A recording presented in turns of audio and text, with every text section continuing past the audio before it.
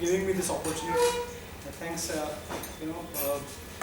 asking me for it, especially because being a first Saturday, I wanted to really enjoy myself. Having gone through those last,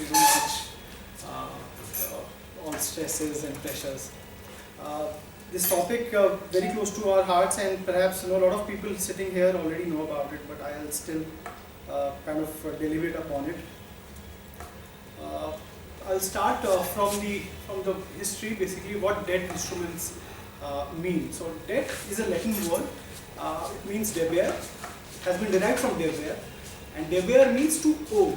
So the first instance that we get of debt, obviously those days the instruments were not there. 5000 BC. The farmers used to, they used to depend upon the landlords for, borrowing money. And from there, this word deber was actually, coined. So whenever they would have their crops, they would return it back to the landlords. That was the first instance. Coming to the modern day, debt. So there are two ways through which, any company raises capital. The first one is equity, and the second one is debt. Equity means that whenever they take money from us, they give a certain stake, certain share in the business. The second way of raising money, raising capital, is where they don't want to commit anything. They just don't want to have money, give a certain rate of return, and return the money back. So that's the second way, and the instruments through which this happens are known as debt instruments. Now, this money is borrowed by various entities. We start from a government. Government borrows money in forms of government securities. They issue government securities and then they borrow money. That money gets deployed in various infrastructure projects, various developmental activities. The second entity that can borrow money is corporates. These are borrowed in form of debentures. Debentures again can be compared to fixed deposits only, wherein what happens is that they take money, they give you a guarantee that this much amount of interest will be paid to you, and so they pay the money back. That's debenture. The third one is banks, how they raise money. So they raise money through fixed deposits. Again, quite comparable to debentures. They say that, okay, we are taking this money, we'll return it back after a certain period of time. A fixed rate of return is guaranteed. The fourth thing is PPFs. This is the latest, not latest, but then yes, this is also considered as a debt instrument. And then comes mutual fund companies. They actually issue various forms of instruments, right from a liquid mutual fund to a debt mutual fund. The debt mutual fund would have various categories, and these categories basically depend upon the kind of investments they are making. They also make money by investing in government securities, by investing in debentures. Certain money gets maybe parked somewhere, maybe fixed deposits at times. So they make certain money through this combination of investments, and then they give it back to us. So those are known as debt instruments.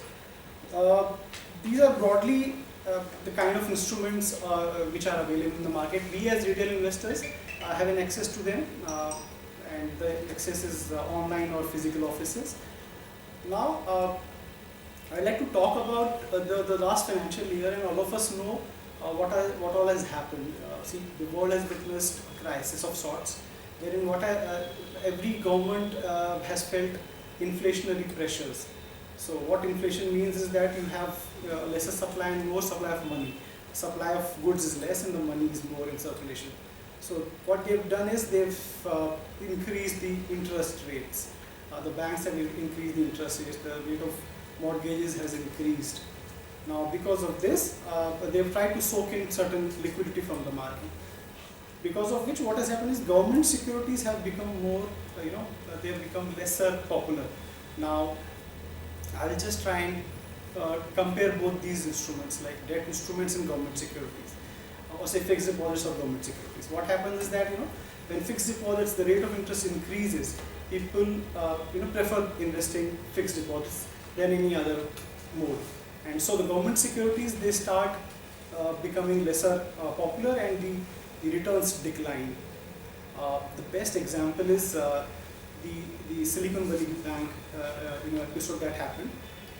It was the it's the best example. Why? Because what happened was that a lot of venture capital, I'll just try to sum it up quite quickly because this is slightly unpertinent, but still. So they would all the venture capital funds or the startups, they had a lot of money, whatever gets invested, they would put their money with this bank, SVB bank. Now they have to give certain return to all these startups, so the bank would invest this into government securities. Now due to inflation, the government securities started declining, the returns started declining. But these guys, SVB, they had to pay their original, original committed value to their investors or to their customers. Every passing month, the government securities would decline and the commitment would stay there. Because of this mismanagement, they had to obviously pay through their own pockets. And what own pockets? It was all public's money only. So there was a huge imbalance, and that imbalance actually led to this failure of this particular bank. Coming to the returns, the last year, what government securities or say debt instruments paid to a general customer. So it was range bound. It was range bound, say between 3% to 6.5%, 7% CAGR for 1 year CAGR, which means that if you invest into a debt instrument, you can expect this kind of a return. And this would stay. If you ask me, this is my personal opinion, I might be wrong. So that's the asterisk. Because going forward, I see that inflation will stay there for a bit more because of various geopolitical issues happening around. So these kind of returns can be expected this year as well. We can expect 7% kind of a return on a debt instrument. And obviously, my take is that till the time things ease out, geopolitically, economically, especially US and UK and Europe, they revive. These things are not going to improve. So, as a retail investor, we can expect this as a good way of this thing. Coming to the finance bill, we witnessed quite a big change here. This time around, so earlier, if you would invest money into a debt instrument and you stay invested for more than 3 years, you could expect a long-term capital gain tax waiver. Right? You don't have to pay tax on this. This year, the government brought about a change. They say that whatever slab is applicable, say if you are into a 20% slab or say you are into a 33 or 39% slab, so that particular slab gets applicable in whatever investment you make in a debt instrument. So that waiver of more than 3 years investment has gone.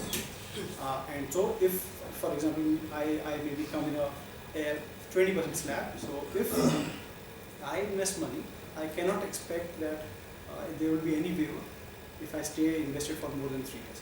I have to pay tax, 20% tax on my investment. So that's the change. Why this change has been brought about, has been introduced?